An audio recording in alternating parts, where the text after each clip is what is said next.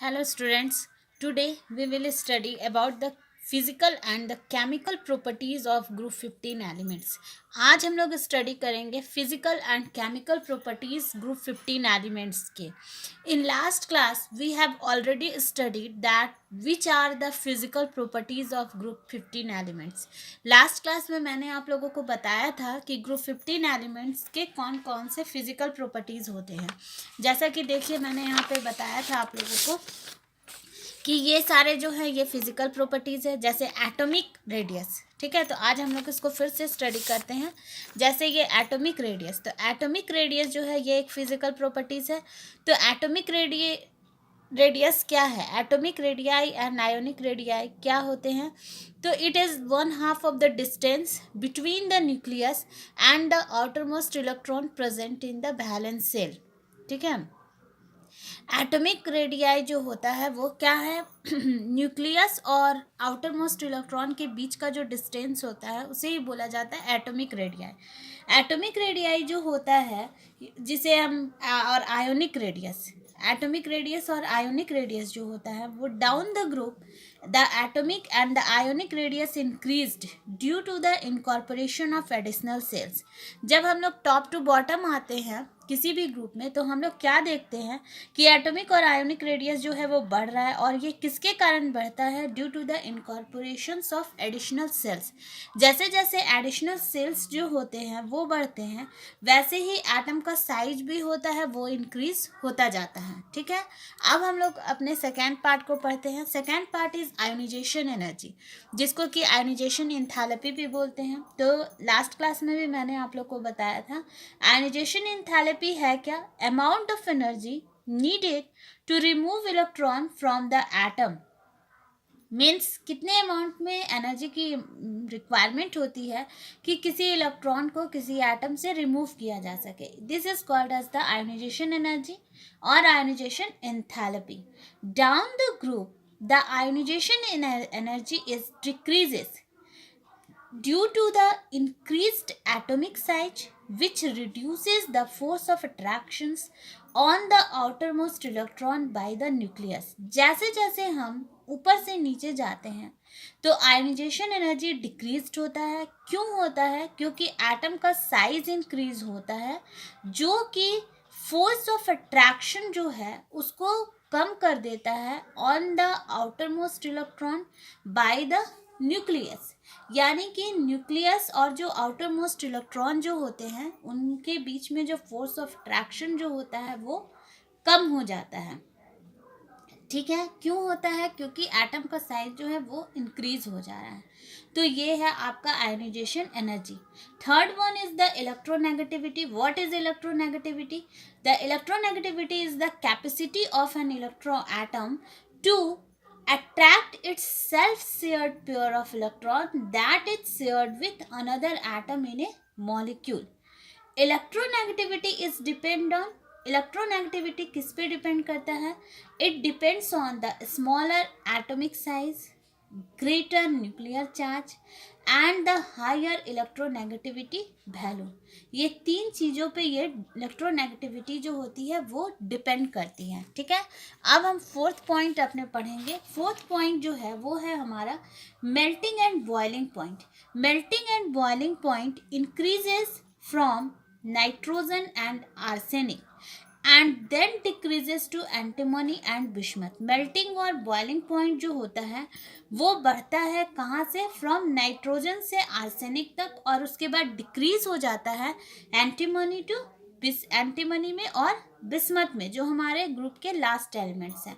ठीक है, फिफ्थ हम लोग स्टडी करेंगे. Fifth is the metallic character, कि मेटेलिक करेक्टर जो है वो क्या है. तो मेटेलिक करेक्टर जो होता है वो इंक्रीज होता है, कहाँ पे इंक्रीज होता है, from top to bottom. Metallic character जो है वो इंक्रीज होता है from top to bottom.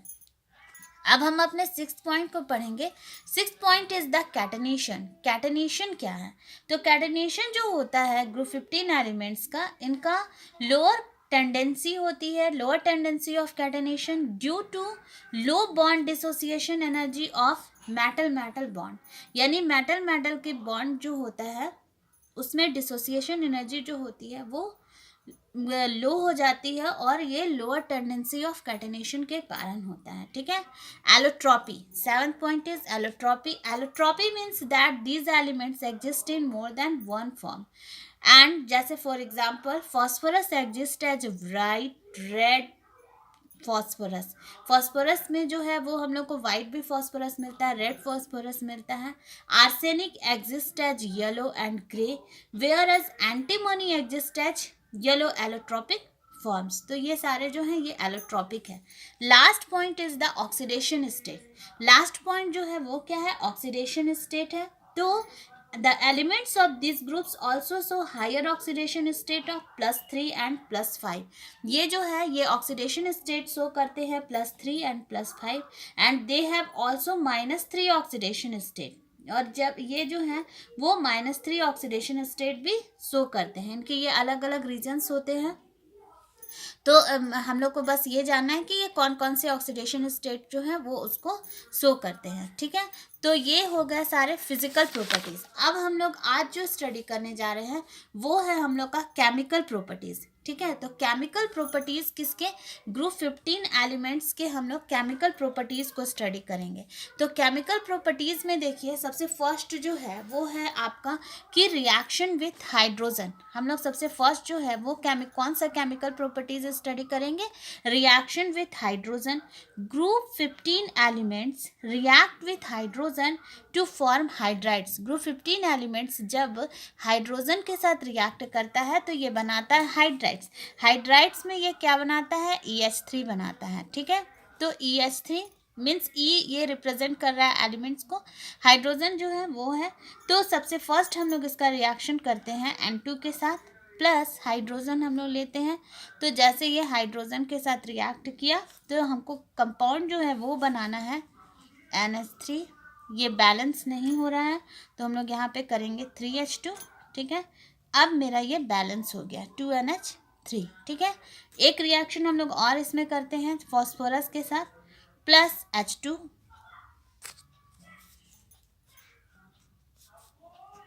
PH3 हमको बनाना है तो ये बैलेंस नहीं होगा तो हम लोग यहाँ पे करेंगे 4 PH3, तब भी बैलेंस नहीं हुआ तो हम लोग यहाँ करेंगे CH2, ठीक है। तो ये 4 PH3 अब ये बैलेंस है, ठीक है। अब हम लोग करते हैं दूसरा रिएक्शन। दूसरा रिएक्शन जो है वो है आपका रिएक्शन विथ ऑक्सीजन के साथ, ठीक है। तो these elements react with oxygen to form oxides. ये ऑक्साइड्स बनाते हैं।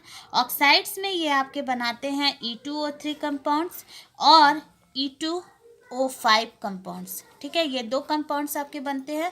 तो E2O3 E यहाँ रिप्रेजेंट कर रहा है आपके एलिमेंट्स को, तो E2O3 कंपाउंड बनेगा और E2O5 कंपाउंड बनेगा, ठीक है। तो इसमें जैसे हम लोग एक रिएक्शन करते हैं N2 के साथ प्लस इसमें रिएक्शन होगा O2 ऑक्सीजन के साथ और हमको कंपाउंड जो है वो बनाना है N2O3, ठीक है। तो ये बैलेंस नहीं होगा तो हमको यहाँ पे लेना होगा 2N2 और यहाँ लेना होगा 3O2। अब हम इसको करेंगे तो ये मेरा हो गया 2N2 और O3, ये बैलेंस हो गया। तो ये हो गया आपका थर्ड रिएक्शन यानी कि रिएक्शन विथ ऑक्सीजन के साथ। अब हम नेक्स्ट जो रिएक्शन अपना करेंगे वो हम लोग को करना है रिएक्शन विथ हैलोजन के साथ। तो this elements react with halogen to form halides. ये हैलाइड्स बनाता है और हैलाइड्स में ये कंपाउंड बनाता है EX3 एंड EX5, ठीक है। ये कंपाउंड्स बनते हैं। तो इसमें हम लोग जैसे रिएक्शन करते हैं N2 का प्लस Cl2 के साथ और हमको बनाना है कंपाउंड NCl3, लेकिन ये बैलेंस नहीं है तो हम लोग यहाँ पे लेंगे 3Cl2। तो अब ये जो है 2NCl3 ये कंपाउंड हम लोग का बन गया। तो these are the chemical properties of group 15 element. इसी तरह से रिएक्शन होता है। अब हम लोग अपने आते हैं नेक्स्ट टॉपिक पे जो कि इम्पॉर्टेंट है और ये आपके एग्ज़ाम के लिए भी एकदम इम्पॉर्टेंट है। तो इसमें हम लोग को स्टडी करना है अमोनिया, ठीक है। इस कंपाउंड का हम लोग को प्रिपरेशन पढ़ना है अमोनिया कंपाउंड का। तो अमोनिया का सबसे फर्स्ट हम लोग जो प्रिपरेशन पढ़ेंगे वो प्रिपरेशन है by the decay of nitrogenous organic matter, ठीक है। इसमें क्या होता है कि अमोनिया इज फॉर्म्ड, प्रिपरेशन है ये सबसे फर्स्ट अमोनिया का। तो इसमें सबसे फर्स्ट जो है अमोनिया जो है, ये हम लोग को कैसे मिलेगा? Ammonia is form by the decay of nitrogenous organic matter like urea. इसमें हम लोग नाइट्रोजिनस ऑर्गेनिक मैटर लेते हैं। यूरिया का फॉर्मूला हम लोग को पता है, क्या होता है? NH2CO NH2, ठीक है। इसका सबसे फर्स्ट हम लोग रिएक्शन करेंगे वाटर के साथ,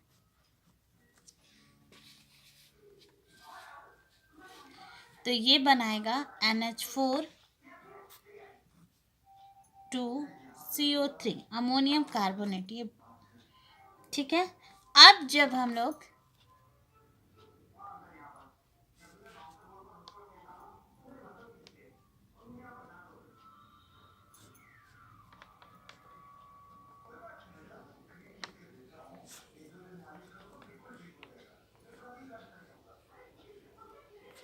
जब ये इंटर कन्वर्ट होगा तो इसमें ये अमोनियम कार्बोनेट जो है, ये देखिए इसको हम लोग करेंगे अगर बैलेंस, तो ये कन्वर्ट हो जाएगा, किस में कन्वर्ट हो जाएगा? 2NH3 में, ठीक है। तो इस तरह से जो है ये हम लोग का कंपाउंड जो है, ये कंपाउंड फॉर्म हो गया किसका? अमोनिया जिसका हमको प्रिपरेशन करना था, ठीक है। अब हम लोग जो है इसमें दूसरा प्रिपरेशन जो है वो करेंगे किसके साथ? फ्रॉम अमोनियम सॉल्ट, ठीक है। अमोनियम सॉल्ट से ये बहुत ही स्मॉल स्केल में हम लोग को ऑब्टेन होता है। तो small scale ammonia is obtain from the ammonium salt which decompose when treated with caustic soda और लाइम। मतलब ये स्मॉल स्केल में हम लोग को अमोनियम सॉल्ट जो होता है वो डिकम्पोज्ड हो जाता है जब हम लोग उसको ट्रीट करते हैं किसके साथ? कॉस्टिक सोडा के साथ और लाइम के साथ। तो सबसे फर्स्ट हम लोग इसका रिएक्शन हम लोग करते हैं।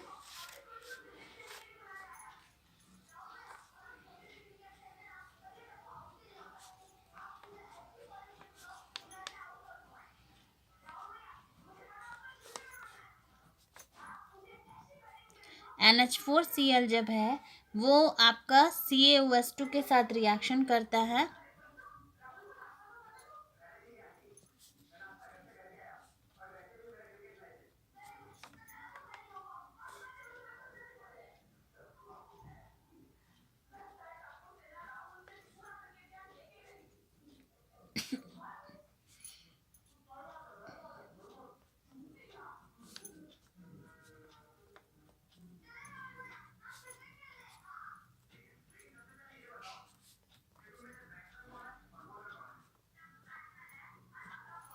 इसमें देखिए सबसे फर्स्ट NH4Cl जब CaOH2 के साथ रिएक्शन किया तो इसमें क्या फॉर्म्ड होता है? 2NH3 अमोनिया का हमको प्रिपरेशन करना है, अमोनिया फॉर्म्ड हो गया plus 2H2O plus CaCl2 calcium chloride.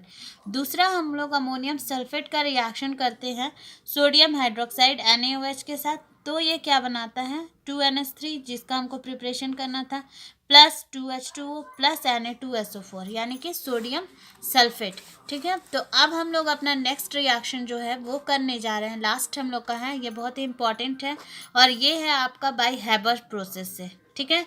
तो इसमें जो है वो करना क्या है? हैबर्स प्रोसेस में हम लोग को बहुत लार्ज स्केल में अमोनिया ऑब्टेन होता है। On a large scale ammonia is obtain bye Haber's process. Haber's process बहुत इजी भी है लेकिन ये बहुत इंपॉर्टेंट होता है। तो इसमें हैबर्स प्रोसेस में सबसे फर्स्ट हम लोग लेंगे N2 और इसका रिएक्शन हो जाता है हाइड्रोजन के साथ, ठीक है। ये भी N2 भी जो है ये भी गैसियस स्टेट में है, ये भी गैसियस स्टेट में है, ठीक है। और ये जो बनाएगा 2NH3 ये भी गैसियस स्टेट में होगा, ठीक है। तो ये आपका हैबस प्रोसेस जो है ये है इम्पॉर्टेंट है, ठीक है। N2 3H2 2NH3। तो हम लोगों ने देखिए आज हम लोगों ने बहुत चीज़ स्टडी किया, physical properties, chemical properties of group 15 elements, ammonia का हम लोगों ने प्रिपरेशन स्टडी कर लिया। अब हम लोग आज तो हम लोगों ने बहुत स्टडी किया, नेक्स्ट क्लास में हम लोग इसके प्रिपरेशन तो कर चुके हैं, प्रॉपर्टीज़ हम लोग पढ़ेंगे, फिजिकल प्रॉपर्टीज़ और केमिकल प्रॉपर्टीज़ ऑफ अमोनिया, ठीक है। Thank you.